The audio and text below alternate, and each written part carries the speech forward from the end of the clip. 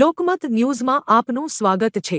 અખિલ ભારતીય વિદ્યાર્થી પરિષદ ગુજરાત પ્રદેશ દ્વારા આજે જીકાસ પોર્ટલની ખામીઓ સામે ફતેગંજ સેફ્રોન 4 રસ્તા ખાતે વિરોધ પ્રદર્શન કરવામાં આવ્યું હતું। વિદ્યાર્થી પરિષદે જણાવ્યું હતું કે ગુજરાત કોમન એડમિશન સર્વિસ પોર્ટલની ખામીઓ અને નિષ્ફળતાઓ અંગે રાજ્ય સરકારને વારંવાર આવેદનપત્ર આપી ધ્યાન દોરવામાં આવ્યું હોવા છતાં યોગ્ય સુધારા કરવામાં આવ્યા નથી। प्रवेश प्रक्रिया में गैरव्यवस्था ने खामीओना कारणे राज्यभरना लाखों विद्यार्थीओना भविष्य पर असर पड़ी रही है। खास करीने पोर्टल में खानगी यूनिवर्सिटीओनो समावेश न कराता विद्यार्थीओने मजबूरी में वधु फी चूकवी खानगी संस्थाओं में प्रवेश लेवो पड़ी रह्यो छे, जेना कारणे राज्य विश्वविद्यालयों अने संलग्न कॉलेजोनी स्थिति दयनीय बनी रही है। जीकास द्वारा 33 राउंड सुधी प्रवेश प्रक्रिया चाल्या बाद पण लगभग 50% सीटों खाली रहेवानी बाबत पण उठाववामां आवी हती।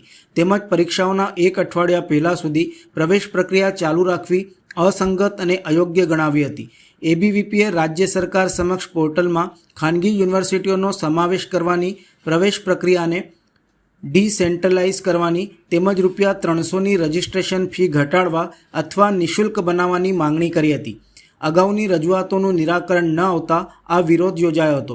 पेवेलियन ग्राउंड थी शुरू थयेली रेली फतेगंज सेफ्रोन 4 रस्ता सुधी पहोंची हती, ज्यां कार्यकर्ताओए भारे सूत्रोच्चार साथे रोड रोकवानो प्रयास कर्यो हतो।